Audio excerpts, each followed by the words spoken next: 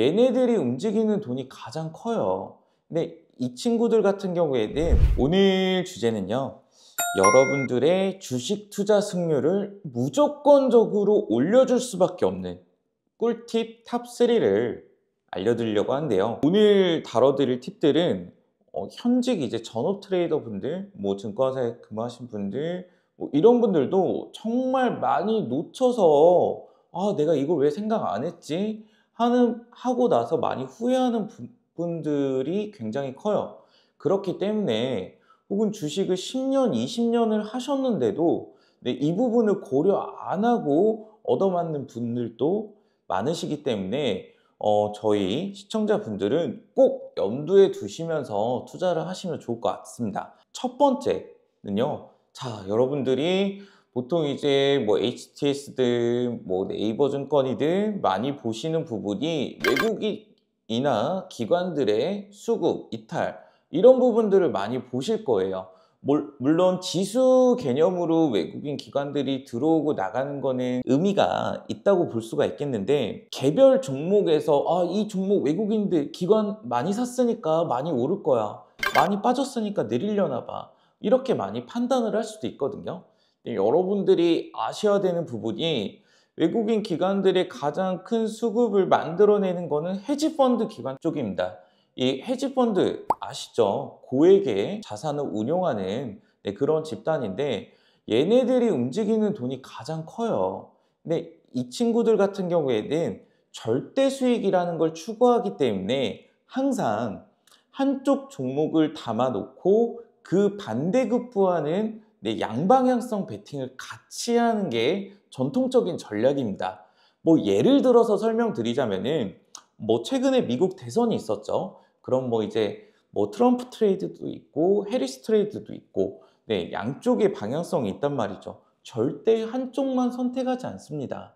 양쪽 다 걸어놓고 그 결과값이 어떻게 나오든 절대적인 수익을 파생시키기 위한 옵션들을 걸어놓기 때문에, 결과적으로는 손실 보고 빼는 부분도 있고 수익 보고 빼는 부분도 발생하고 양방향성이기 때문에, 크게 너무 큰 의미나 절대적인 의미를 부여하면서 참고할 만한 수급이 아니라는 거죠. 물론 어느 정도는 염두에 둘 수는 있겠지만, 저 같은 경우에는 오히려 외인 기관이 많이 이탈한 종목도 많이 보는 게, 그만큼 많이 빠졌으면 많이 들어올 자리가 남아있다라는 거거든요.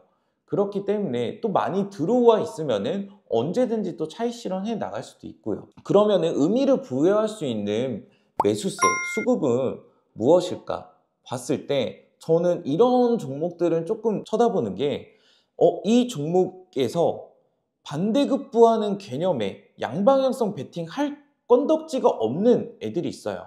그런 애들이 수급이 많이 들어온다? 그런 거는 매집으로 보고 힌트를 얻어내는 것도 하나의 팁이라고 볼 수 있겠죠. 아무튼 결론을 짓자면은, 양방향성 베팅이 거의 대다수의 자금이고, 그럴 수밖에 없는 게, 특히나 국내 증시에서는 정말 작은 시장에 불과하고 작은 거래대금으로도 결과값을 낼 수 있는 기업들, 종목들이 많다 보니까 큰 수급이 들어와도 정말 의미 없는 포지션으로 마무리가 될 수 있다. 그냥 들어왔다 나가버릴 수도 있다. 아무리 그게 커 보이는 매수세라 하더라도 얘네 입장에서는 반대쪽의 베팅도 그만큼 해놨기 때문에 언제든지 미련 없이 털고 나갈 수도 있는 수급이라는 거죠. 그렇기 때문에 너무 큰 의미 부여는 하지 말되, 대신 반대급부 개념의 양방향성 베팅이 성립할 수 없는 그런 종목의 경우에는 충분히 집중하셔서 모니터링 하셔도 되겠다라고 좀 정리를 해드릴게요. 두 번째, 아무래도 주식 투자를 하시고 또 초보자분들은 이제 대형주로 많이 접근을 하시게 되는데, 최근 몇 년간 대형주로 접근해서, 뭐 올해 같은 경우에는 시가총액 큰 종목들이 뭐 유행을 타기도 했었죠. 굉장히 강하기도 했고, 뭐 하나 에어로스페이스, HD 현대엘렉트릭, 사실 뭐 엄청나게 시가총액이 크다고는 볼 수 없어요.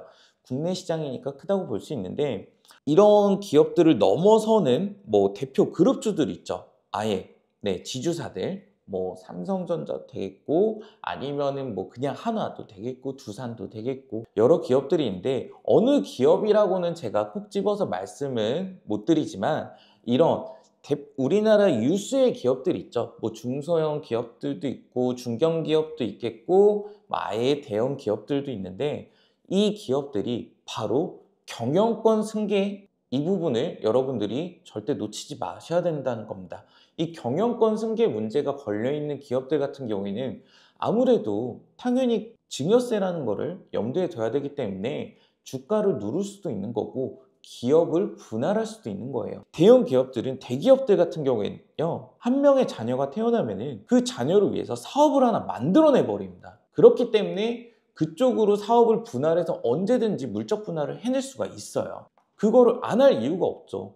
이분들을 원망할 수도 없는 게 지금 그렇게 할 수밖에 없게끔 세금 제도 그리고 금융권 제도가 다 그렇게 설정이 돼 있기 때문에 당연히 이분들은 영리 사업을 하시는 분들이기 때문에 이익을 쫓는 분들이고 그 이익을 위해서라면은 수단과 방법을 가릴 필요는 없거든요. 이런 결정을 나쁘게 바라보고 그분들 탓을 해봐야 손해보는 거는 저희만 남는 거거든요. 그렇기 때문에 애초에 그 부분을 염두에 두고 그런 부분이 걸려 있다면은 피하면서 포트폴리오를 짜시는 게 훨씬 더 본인을 위해서 더 영리한 선택이 되겠죠. 이렇게 좀 말씀을 드리고요. 사실 이 경영권 승계 문제는 제가 많이 당해봐서 그래요. 저도 많이 당해봤고 이제는 그냥 정말 작은 기업 하나 들어갈 때도 조직도를 좀 보는 편입니다. 그렇게 되고 마지막으로 특히나 마지막 부분은 이제 기술적으로 트레이딩 하시는 분들이 많이 놓치는 부분이기도 한데요.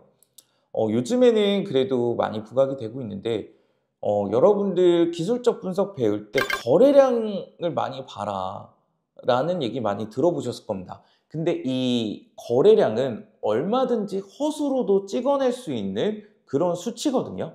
그렇기 때문에 거래량보다는 절대적인 거래대금 순위를 보시는 게 좋고요. 예를 들어서 특정 섹터, 제약 바이오 섹터를 본다 하면은 제약 안에서도 여러 가지가 나뉘죠. 신약 개발하는 기업들, 그리고 플랫폼, 기술 이전하는 플랫폼 기업들, 유통하는 쪽 기업들 이렇게 여러 가지 나뉘는데 한쪽 테마가 결정이 돼서 거기 안에서 결정을 내야 될 때 저는 보통 거래대금이 높은 순서대로 종목 순위를 매깁니다. 그렇게 되는데 거래량으로 순위를 매기게 되면은 오차 범위가 좀 커지기 때문에 좋지 않은 투자 결정 수단이라고 저는 보고요.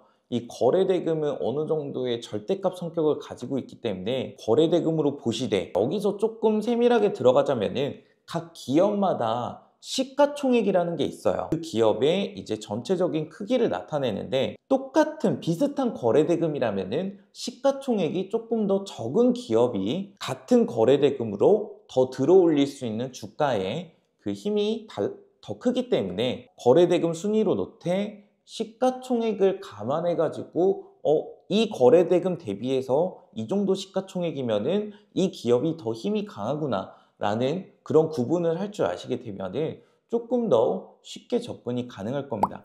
결국에는 시장에서 주가를 올려줄 수 있는 힘은 돈밖에 없거든요. 이 돈의 크기가 얼마나 더 크게 움직이는 쪽이 더 많은 힘을 가지고 더 많은 집중이 되고 있는 곳이기 때문에 이 거래대금에 포커싱을 두고 우선순위를 매기시면은 승률을 높이는 데 훨씬 더 도움이 되실 겁니다. 이렇게 세 가지 정리하자면은 외국인 기관 수급의 의미 부여 이 부분 첫 번째였고요. 두 번째는 경영권 승계. 네, 뭐 증여세를 감안해 가지고 주가가 눌리거나 기업이 분할될 수 있다. 뭐 이런 부분들. 마지막으로 거래량보단 거래대금. 이렇게 정리를 해드리겠고요. 오늘 승률을 무조건 올려주는 꿀팁 탑3인데 놓치기 쉬운 부분이기도 하고 또 전업 투자자분들도 고려를 안 하고 있다가 놓치고 나서 후회하는 부분들이기 때문에 여러분들 저희 시청자 그리고 구독자분들은 꼭 이 세 가지를 염두에 두시면서 우선순위를 설정하고 투자를 결정하시기 바랍니다. 여기까지고요. 네, 다음 영상도 좋은 내용으로 또 찾아뵙도록 하겠습니다. 감사합니다.